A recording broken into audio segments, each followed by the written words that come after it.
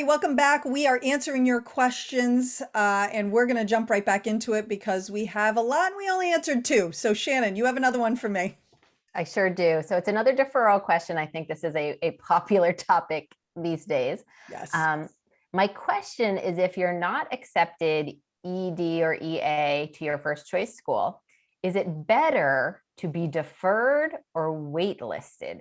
You seem to hint that being deferred from ED, EA is a nice way of saying they don't want you.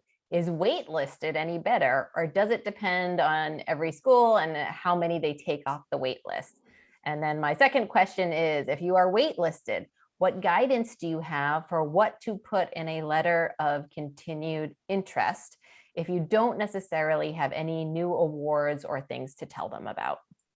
Okay, so first of all, not every school waitlists in early rounds. In fact, that seems to be gaining in popularity, but it's a relatively new phenomenon. And I would say that you're not going to find it at most schools.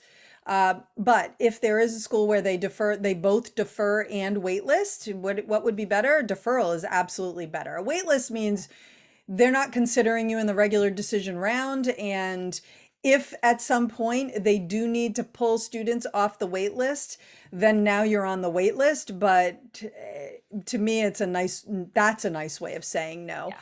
A deferral, on the other hand, in theory means you are going to be considered in the regular decision round. And I say in theory a little flippantly, and I shouldn't, because it does mean that you will be considered for the regular decision round. However, there are schools where they only defer in early, and therefore they are, in my opinion, missing a big opportunity to cut the cord for some students who will not have any shot at all in regular decision. Right. So you're And saying they only accept or defer. They exactly, don't deny in the early that's rounds. exactly So right. it may be as good as a denial, but it may Right. not. But it Right. may not be. And unfortunately, you have no way of knowing because they have let no one go, right? So, a school that actually, I think, does a pretty good job of this is Stanford. They have their terrible single choice early action, which I rail about from time to time just because it's strategically not always your best move and they are limiting your other choices for early. But we don't need to talk about that today. However, what I do really like that they do in early action is they admit, they defer, and they deny, and they defer very few students. So if you get deferred, you legit have a shot in regular as much as anyone has a shot when the acceptance rate is somewhere around 3%, right? Which is to say, not much of one, but you have a shot. Because Right. what they really try hard to do is just get rid of anyone who does not have a shot in the regular decision round. At Penn, we would probably do about a third, a third, a third. We would admit about a third. And again, this is going back. I'm not sure it's quite like this now. They're not necessarily Right. admitting a third of the pool in early No. decision. In Yeah. fact, I know they're not. But we tried hard to get rid of or let go of a big chunk of students who we knew were not going to make the cut in regular, had no shot at it because we just felt like, let's let them go. They can move on to other choices. And I really think that is the way to go. And in fact, when in my own territory, when I was an admissions officer, I really tried hard to let go of anyone who I knew would not have a shot. I tried not to do courtesy denials or deferrals and, like just a nice way of saying no. It's not, you can't do that all the time, but I really tried hard to because I felt like I don't want to keep stringing people along. Right. Um, so, and then I think as you get to different, now those are very selective, rejective schools, right? But when you look at other schools where they're admitting a bigger percentage of their applicant pool, a deferral really truly could just be, hey, we got so many more applications in the early round than we were anticipating. We don't know how many of those students are going to come yet. We need the dust to settle and we need a couple more months. We need to see who comes in our regular decision applicant pool. But I find that those students are still very much in the mix. And Right. it's not unlikely at all that those deferrals will turn into acceptances. So, it really will depend tremendously on the school. In terms of wait lists, we're going to do a session on waitlists in a few months when decisions come out. So I would anticipate that you will see a segment on this in April of 2022. We've done waitlist segments before. The advice doesn't really change from year to year. But what I would say is that if your student's already been waitlisted, just hold off. There's no need to update them now, especially if you have nothing to share, right? So if you really, there's no new honors or awards or anything new, then just sit on it. Let's see what else comes through. Because the other thing is that once you start getting your other decisions back, that school that waitlisted you may suddenly become a whole lot less interesting. So if you're following up on the waitlist today, in early January on a decision that, and now you don't know any of your other decisions yet, or you know some but not all, your opinions about that school and feelings about whether or not you will attend are likely to change quite a bit between now and May 1, when you would be making that decision. And then in mid-May, which is when most schools will start to think about their wait list. So I would recommend that maybe you do an update sometime in early April if you're still really interested in that school. And at that point, you may find that you do have things to update them on. And if you don't, then it's something as simple as maybe hey, I wanted to reach out and let you know that since I applied in the early action round and I was waitlisted, I still am extremely interested. I have all of my offers, but I would still choose to attend your institution if I do come off the wait list. Maybe you could provide some information about a program that's really interesting to you and why. If you've developed a greater focus on a particular major, that major at that school and why. So it doesn't all have to be about your accomplishments. It can also be about making that connection between you and that institution. Right. And the school basically does not care if you're still interested in them in early January. That's not a shock to them. What they care about is you still being interested in April, May, June, after you have your other decisions. That's exactly would make a difference to them. Exactly. And that's because honestly, they won't be going to their wait list until at the earliest that they would go to their wait list might be April if the acceptances or students committing to them weren't coming in as quickly as they had hoped.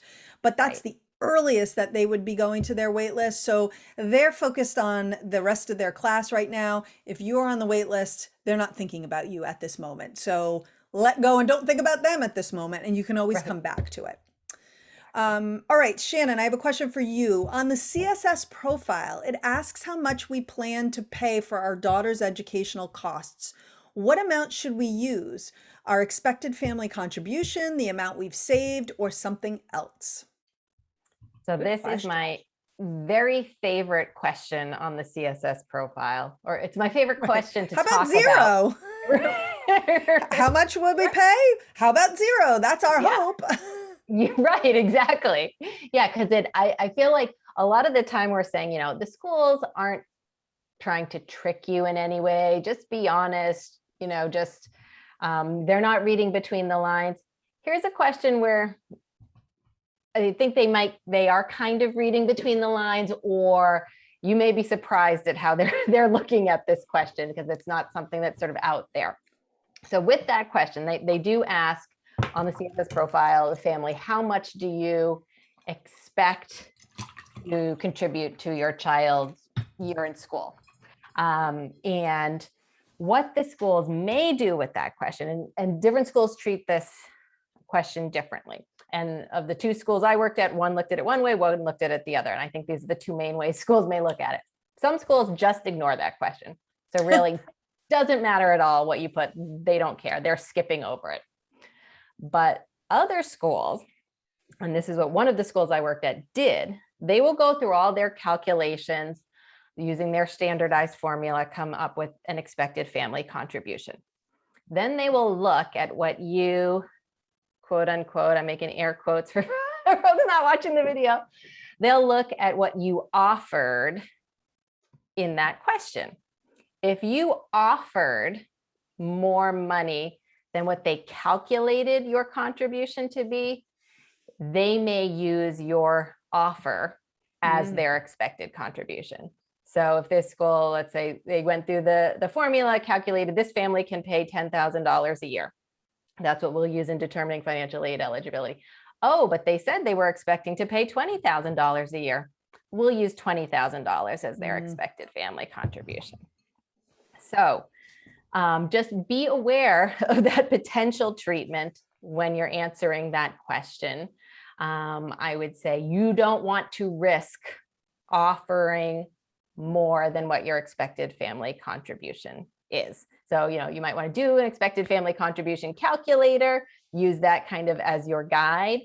You could say, as you suggested, Beth, you could put zero and most of the time that would work just fine. The only reason I don't tend to suggest zero, unless that's the God's honest truth, you really can't contribute anything. And I was being funny just for our listeners' sake. That was me attempting to be funny, but okay, yes, right. If you really can contribute zero, then absolutely zero is fine. Absolutely put zero.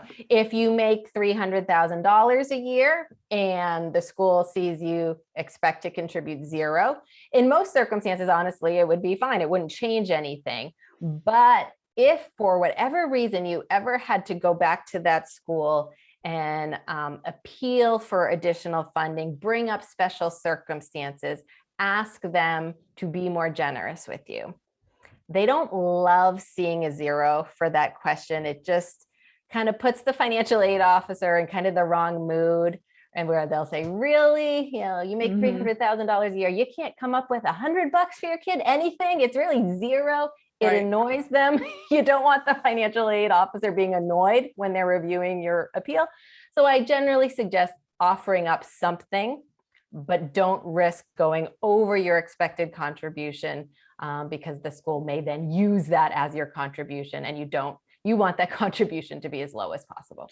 And just to clarify too, if the EFC calculator shows an expected family contribution that you feel is not something you can afford, you probably should put something less than that, right? Then on that line? Absolutely. Yes, you can absolutely put less than your expected contribution. Now, will the school care that you put less? No, they're going to go with the higher number. Sure, of course.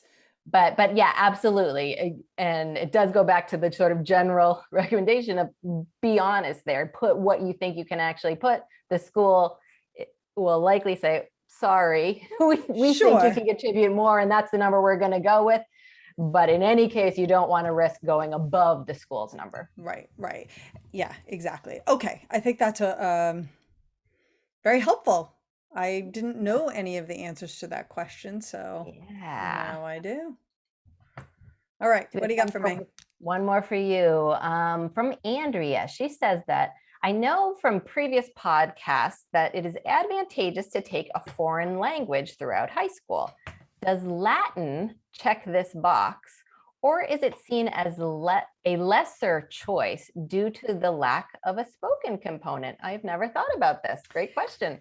I haven't either, and the answer is absolutely not. I mean, Latin is tough stuff, and colleges recognize it that way. I would say that there are no lesser than foreign languages, nor more than foreign languages. Maybe it's a little more unique to see a student taking something like Japanese or Russian or Italian, just to throw out three languages that we don't often see taught in schools. The most common languages are definitely going to be French and Spanish, and then probably followed, or maybe even equivalent, with Latin, although I see that a little less. And then maybe next would be Chinese, very popular to offer Chinese, or becoming more popular to offer Chinese. And probably German also is something that would not be uncommon to see, but there isn't a hierarchy. I think it used to be that Chinese would be seen as like a real wow factor, but more and more students are taking it. I think if you're Chinese, studying Chinese, again, it's not a problem, but if it's your native language, then I guess English is really almost your foreign language. So not really a problem to do that, but even more impressive if you are Chinese, you speak Chinese at home, and you study a different foreign language, that can be a nice to see. But no one that I have ever encountered would think of Latin as less than. because again, it's really challenging, and just because it's not a live language where you're speaking it, that's not really an issue. The other thing I just quickly that I wanted to touch on is, why take a foreign language all through high school? Not all colleges expect it, but there are plenty that certainly expect to see a couple years, because a lot of colleges these days have a foreign language requirement in order to graduate. So if a student really doesn't like the foreign language, one reason to stick with it is because you might be able to test out of the requirement when you get to college, if the college has one. No foreign language at all in high school can start to narrow your options. So maybe you do the minimum that the school requires, but if you are going to be looking at more selective schools, I encourage taking 4 years or maxing out the language option. For some students, that means that they could take it through junior year, but there may not be a higher level for them in senior year, whatever that looks like at your high school. Okay, Shannon, I want to double check here. I don't think we don't have time for one more question for you, and I'm sorry about that because I always learn good stuff when you are joining us. But thanks again for being here today and answering the questions we were able to get to. You're so welcome. My pleasure. All right, we're going to take a quick break, and when we come back, believe it or not, I know it is January. For many of you, there may even be snow on the ground. But we're going to talk about summer, and I don't know, maybe that's not a bad thing because it's nice now that the holidays are over to kind of dream about nice weather. So don't go away.